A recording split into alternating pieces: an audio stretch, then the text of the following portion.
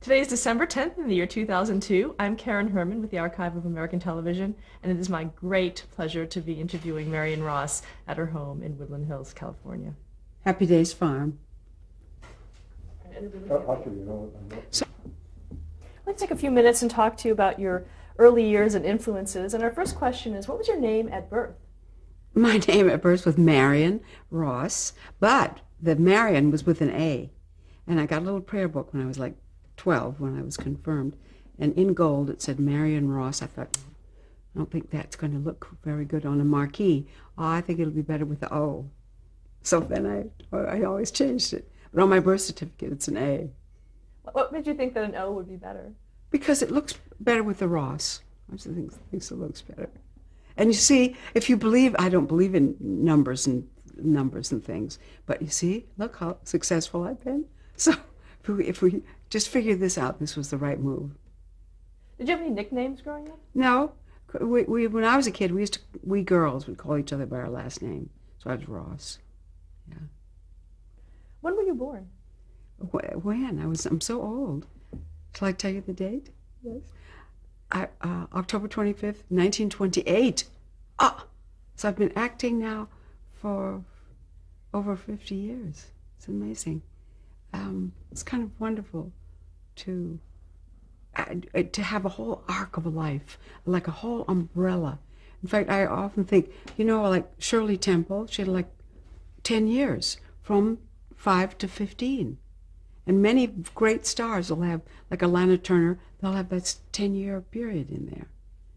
Well, I want to do it 50 years. So it's better to have this slow career and still be here. Where were you born? I was born in Albert Lea, Minnesota, which is about 100 miles south of Minneapolis. Actually, I wasn't born there. I was born in a town called Watertown, Minnesota. But my most formative years were there. And it was wonderful because we had all the seasons. I had to walk across the lake on the ice to go to school in the winter. And in the summer, I was a tremendous junior lifeguard. We were always in the water. I had long braids, and then they were never combed or dried the whole summer, just squeeze them out, squeeze over full of water. It was a wonderful childhood. And because the winters were so long, we would sit in study hall from February till maybe May, thinking, I got to get out of here. This is never going to end, and I've got to become somebody and get somewhere and move. I always figure, had I been born in California and been a beach kid, maybe I wouldn't have had the compression of a desire to get out and, conquer the world. Did you see a lot of movies growing up? We did see a lot of movies when we were growing up, and the movies only changed like once every 2 weeks. It was a town of about 15,000 people, so you lived that movie, and you would run it through from beginning to end in your mind. And when you would come out of the movie, you were those people, and it was always a shock to catch the first glimpse of yourself in the store window, and you were just yourself. You were sure you were somebody else. The movies were tremendously important. This is pre-TV. So the dreaming, I often think now we have so much stimulus. We can't synthesize and, eat up one thing before we're on to the next one. But I must say, I've never seen so much talent as I see everywhere in all these young people. Did you listen to the radio growing up? Oh, yes.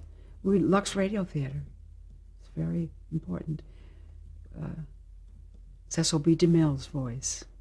And all the great movie stars were on the Lux Radio Theater. And when I was under contract to Paramount, I was a Lux girl. And I went on the Lux Radio Theater and said, I use Lux soap, and I'm a Lux girl, because it was on just radio.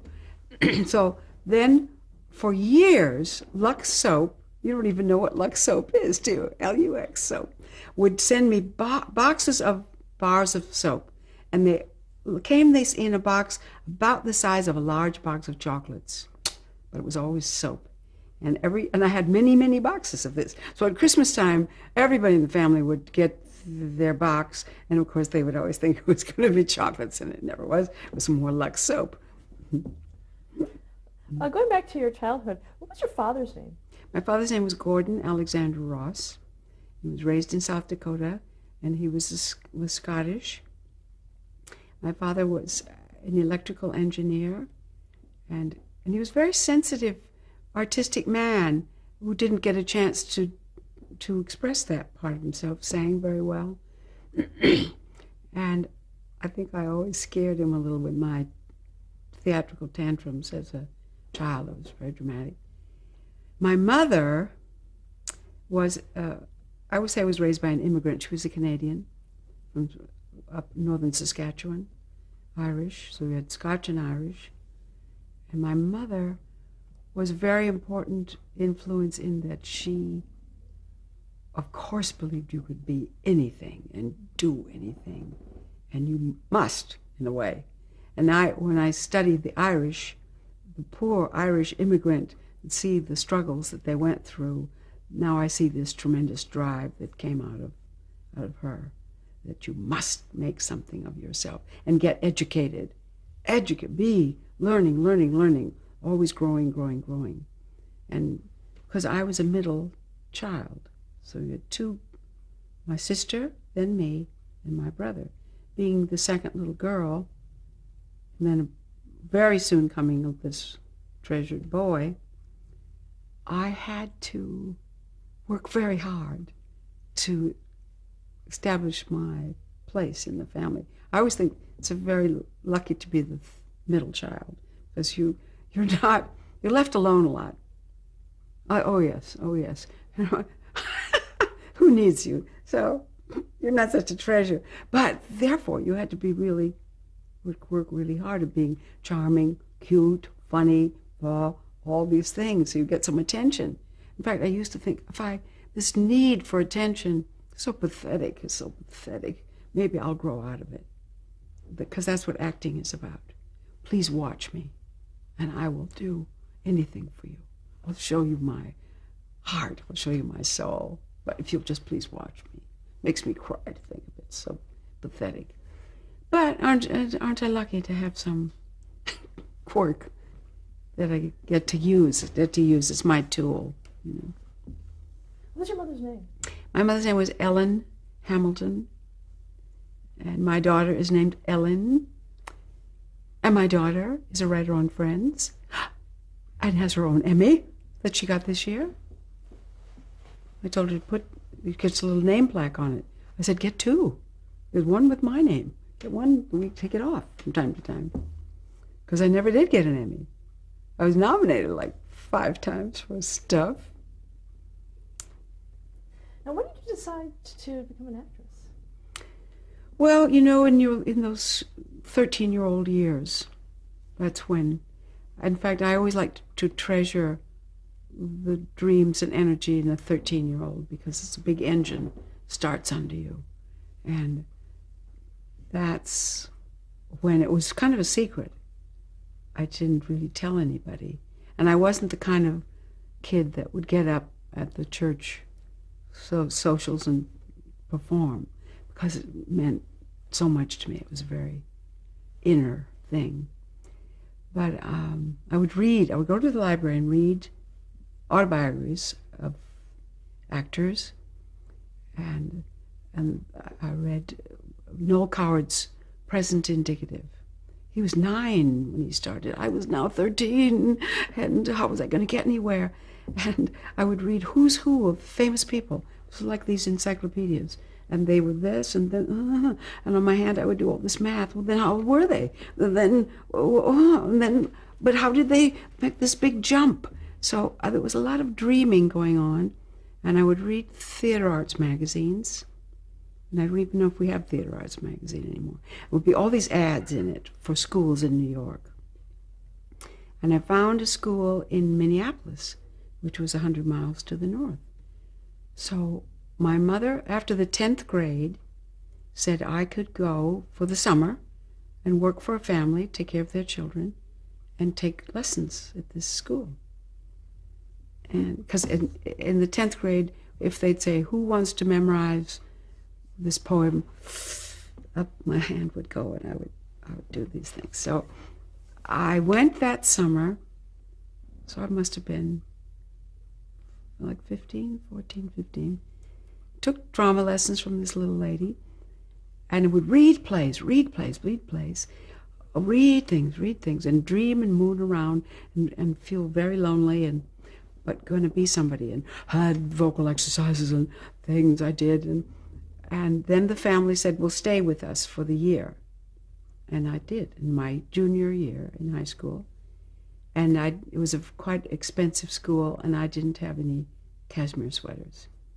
And I was just taking care of these children. And I like that. I like to think I'm suffering from my art. and so then my family, in my senior year, all World War II was ending. We sold everything and moved to San Diego. Why? Because my father had been working for the Navy at the Panama Canal. And when the war was over, I thought that was a good move. So we all went. And by now, I was really committed to being an actress. And I wanted to go to New York. Now we're going to the West Coast. And my mother would say, don't pay any attention to Marion, because by now I could hardly speak at all, because I found a new drama teacher, and she said, and I had probably a real nice, Minnesota accent. I talked back there, and, that's the way you talk there. It's real nice. So that's the way I talked. So this woman says, you can't talk like that. You must speak forward, you must speak, and you can't breathe like that. You must breathe with the diaphragm. Well, by now I could hardly talk at all. So my mother would say, don't pay attention to Marion. But when we got to San Diego, you had the Globe Theater, you had maybe 8 little theaters. And every time I picked up the paper, there was a play being cast. So I would go and try to get in these plays. And then do my senior year at Point Loma High. And make friends at the Globe Theater, which are still my closest friends, and they helped me a great deal in my career. Did you actually perform at the Globe Theater? I did. Ladies in Retirement, played Little Cockney Maid. I could always do accents. I was very interested in accents all the time. And I always tried to do them. And I did some of the first Shakespeare there, when they started their big Shakespeare after World War II. I did Twelfth Night, played Olivia in Twelfth Night. And I go back quite often to the Globe Theater. What did you do after you graduated from high school? I went to San Diego State, which is now San Diego State University. And when I went, there were like 4,000 people. Now there are 40,000 people there. And because it was small, I wanted to go to something like Stanford or something wonderful, but we didn't have any money. So I lived at home, and I didn't drive or anything. And because it was right after the war, all the men were older, and the whole level was very serious, very hardworking, very bare bones, because we didn't have all the big buildings. We didn't have everything we wanted. So it was, I think the whole level got kicked up. It was very serious. And I managed to do most of the plays there. First of all, I could do accents. I could do Scottish, I could do Irish, I could do English. And my schoolwork wasn't that great because I was always in a play somewhere, doing something. So it was actually, to be in San Diego was a wonderful turn of events, because of the Globe Theater and all these other little theaters around there. There was a lot of dramatic energy going on, and we had a very good drama department. Then I eloped in my senior year, and a woman, Rosa Chaplin from the Spanish department, went to see all the plays, knew someone in Hollywood, said, I'm going to take you to Hollywood. because she thought now maybe I would get diverted. And that's how I finally ended up at Paramount when I was 22 under contract. What kind of things did you perform there? At Paramount? Well, in those days, they would sign you up to a contract and then not really use you. We were to watch on the set and see how movies were made. And I was a college graduate and a very serious young woman. And all these beautiful girls, I've never seen so many beautiful girls. And we would walk into the big dining room at Paramount, which they don't even have anymore.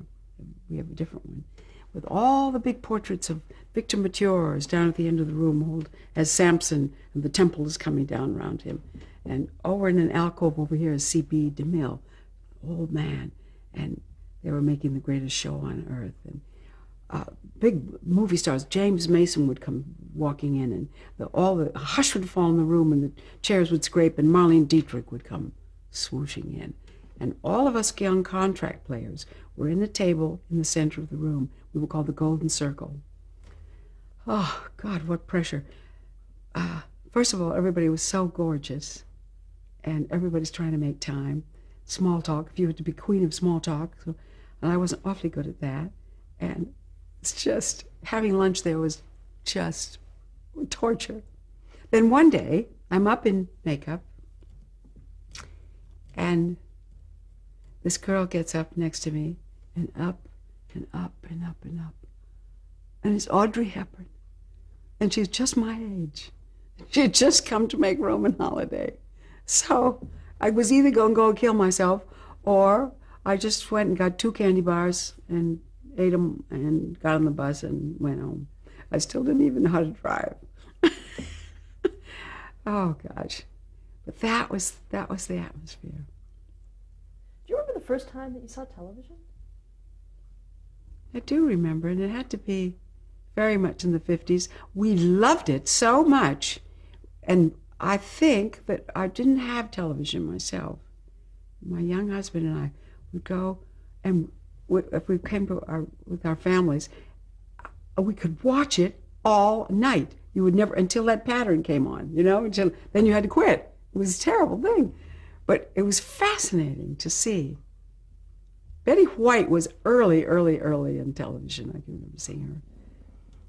But then I was pretty much too. I was early. Did you, when you first saw television, did you envision yourself as being a part of it? Oh, no. In fact, even now, I can watch the Academy Awards and watch it and think, God, look at that. That'd be great to be in this. And I'm thinking, well, you are in this business. Yeah, but it's like, as close as you are to this business, it's still out there somewhere where unattainable. As a stage performer and a film performer, was there any stigma at all to performing in television early on? There was even stigma in accepting a contract at Paramount. Yeah. See, a lot of serious young actors say, no, I'm going to Broadway. I'm not going to be under contract to a studio. So there was quite a bit of that. And even today, Broadway it is the numero uno, that's the ultimate. But it's interesting, people don't know who those people on Broadway are. And in fact, I bet more people know Mrs. C, know me, than half of these people that I am mooning about. In fact, we were in England recently, and here was the Queen coming out of St. James, and with all the panoply, and this great crowd of people. And I'm jumping up and down in the back, thinking, if the Queen could just see me, I know she would say, oh, Marion, I watch you on Happy Days.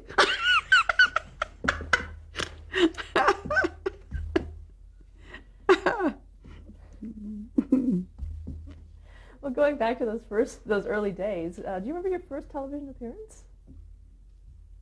I wonder if I do. I remember that after I left Paramount, and being under contract, you were coddled and handheld, and you were taken care of at every turn. Now, you are dumped out into the world. You have to go on interviews. So I'm sure there were lots and lots of interviews. And a part that I got very early was the maid Kathleen, the Irish Maid, on Life with Father at CBS live. And you go to the big CBS building, which is still there. I mean, that's a long time ago. 50. That building is really held up architecturally. It looks very good, very modern, on Beverly in Fairfax. And in Life with Father, the play, they have a new maid in every act. Act 1, Act 2, Act 3, there's always a new maid. So I was the maid in one episode. Then they called me back, and I look to see at the end of the script if they fired the maid. Anyway, I went 3 years never getting fired. And was I good? I worked very hard on it to make friends and to be, and I always tell young actors, I said, look out for yourself and try to make some friends and try to keep your job and don't whine and don't pout and be sure you can deliver, because that CBS eye would come up and our theme song would come up, which I have in my head, and you were on. It was live. And it was the wonderful Leon Ames, who was the president of Screen Actors Guild for years, played Father, and Lorene Tuttle, famous radio actress, played Mother Day. And half of Leon Ames' characterization was frumping as he tried to get the right name with certain people, but it was because it was live. But it worked well for his characterization. But that was always so exciting. It was, and because of all my stage background, you see, this is a play. You got to deliver. How much rehearsals did you do? All week, in a windowless room. Tiresome rehearsals. It's tiresome to rehearse in that windowless space upstairs. So that, and as I don't recall, but probably the script was being changed. In Happy Days, our script was changed all week long as we rehearsed. Well, talk a little bit about your character of Nora. Kathleen, the Irish Maid. Sometimes they say Nora and sometimes they say Kathleen. Is there? In the archives, they say Nora. It was Kathleen. Well, what was interesting about it was sort of a little Irish accent. And one day I was driving in downtown LA, and there are lots of one-way streets, and I got on the wrong street. And now I'm enveloped in the traffic because I've gone the wrong way. And the policeman came to get this tangle unsnarled, and he said, "Oh, you sound like you're from Ireland," because I'd been doing this part so much. I said, "I am." And he helped me to get out of this terrible mess I was in. But during that period, Noel Coward came to CBS to make a Ford Ford Jubilee special of Blithe Spirit. And they said, "Marion, you audition for this part of Maid." And that maid's name was, maybe that was Nora. I don't think so. Edith, that was Edith in Blithe Spirit. So I met these two Englishmen at a drugstore near CBS and auditioned, and they said, "Well, you've been doing this part." They said, then they called me up and they said, "Come over to Humphrey Bogart's house on Sunday afternoon." Because Lauren Bacall was going to play Elvira, the dead wife, Claudette Colbert, Sir Noel Coward. It's my favorite story of my whole career, really. So, my husband and a friend drove in another car in back of me so that they could see where Humphrey Bogart lives, in Holmby Hills. And the butler came to the door and said, "What would you like to drink?" And I was about 25 then. So I said, "Scotch and water." I said, off I go now, and we go through this sunroom, this big black and white parquet floor, and here's Bogey in a V-neck sweater with no shirt, playing with his children, Humphrey Bogart, and you go in this big family room with big overstuffed chintz furniture and a silver-framed picture of Ethel Barrymore on the mantel, and the coffee table had big white rings on it. I mean, it was a very abused piece of furniture. And they drew all the furniture around this coffee table so that we would be in a circle. And a 90-minute script is about like this, And the two Englishmen are behind the sofa with potato mashers to do the wrapping on the table with Blithe Spirit. So now I thought to myself, well, I'm not going to sit down. I'm in my little skirt and sweater, you know. And Claudette Colbert was all dressed up, you know, like a Dior suit with mink collar, the whole thing. Everybody was terribly nervous. Noel Coward finally comes in like this. Oh, Noel Coward. I can't even imitate him. In his velvet smoking jacket. It was too grand. It was super. And I thought, well, I'm not going to sit down by some of those actors like Philip Tong and Brenda Forbes down there. And Mildred Natwick played Madame Arcady. So I thought, well, I'll get this hassock and I'll sit right down by Noel Coward and Claudette Colbert. Then the butler brought me this big drink, this big scotch and water like this, because they were all drinking. So, and the Englishman said to me, don't do too much, Marion, and they'll think you're saving it when you act, you know. So, okay. So when Noel Coward would speak to me, I would act eye to eye. I would act with him, and then wait, because, you know, the maid is not in there very much. And I'm drinking this whole drink all the time. So about halfway, or three-quarters through this whole script, I have to go to the bathroom, and I'm down. I'm right in the middle of all these people. I can't get out. This is torture. Every time my line came up, I'd be out over it, and I could act, and back again, thinking, can I get out of here? So when the whole thing was over, I said to Lauren Bacall, where's the ladies' room? I had to get out. So she missed all the post-mortem chat because she had to take me. And when I came back, Claudette Colbert said, well, everyone's English. Even she's English. And Noel Coward looked at me and he said, no, you sound Irish. Do it that way. Oh, do it that way. Do it that way. So, and then I guess we ate things. I don't remember.